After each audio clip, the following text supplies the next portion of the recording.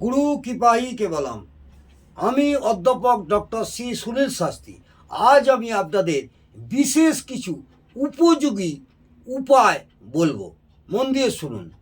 অযথা ঝগড়া, বন্ধু বান্ধব স্বামী স্ত্রী সব সময় যেন খিটির মিটির লেগেই আছে, এবং টুকটাক অসুখ বিসুখ, সংসারে নানা অশান্তি, নানা রকম যেন জর্জরিত করে ফেলছে। অযথা ঝগড়া, বিবাদ, পাড়া প্রতিবেশী, বন্ধুবান্ধব, কোনো কাক্ষর কথা যেন মনের মধ্যে ভালো লাগছে না। এই সব ক্ষেত্রে যদি আপনি জর্জরিত হয়ে থাকেন এবং দুঃখিত এবং টেনশনের মধ্যে সব সময় যেন আছেন, তাহলে আপনি একটা ছোট্ট উপায় আপনি করে দেখুন।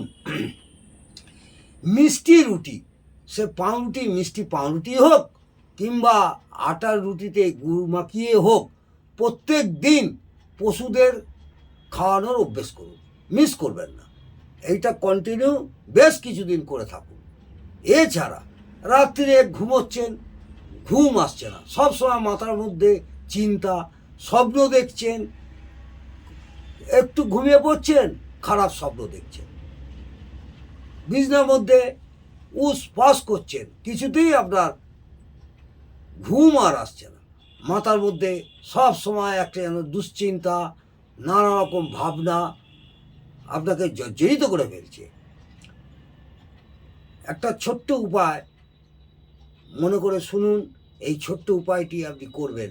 একটি তামার ঘুঁটি বা তামার গ্লাস নেবেন, সেই গ্লাসে জল নিয়ে মাথার কাছে রেখে সকালবেলা ঘুম থেকে ওঠার পর ওই জলটি একটি পরিষ্কার গাছের গোড়ায় ঢেলে দিন। নিয়মিত এটা করতে থাকুন। আশা করব আপনাদের অশুভ স্বপ্ন এবং টেনশন এবং ঘুমের ব্যাঘাত যেটা ঘটছে তার থেকে কিছুটা নিরাময় হবে। এছাড়া আর্থিক অসুবিধায় পড়ছেন, ঋণগ্রস্ত হয়ে পড়ছেন, একটা ঋণ সুদে দিচ্ছেন, আবার একটা কোথা থেকে ঝামেলা এসে ঋণ হয়ে যাচ্ছে, তাহলে কি করবেন? প্রত্যেক দিন আপনার খাবার ভাগ থেকে, অর্থাৎ নিজের খাবার যে কিছু অংশ, সেখান থেকে কাক, কুকুর এবং গরুকে নিয়মিত খাওয়াতে হবে। তাহলেও আপনার এই ঋণ থেকে অনেকটাই মুক্তি পাবেন। আশা করব এইভাবে এই উপায়গুলো করে থাকুন। আশা করব আপনি ভালো ফল পাবেন এবং আশানুরূপ ফল নিশ্চয়ই পাবেন।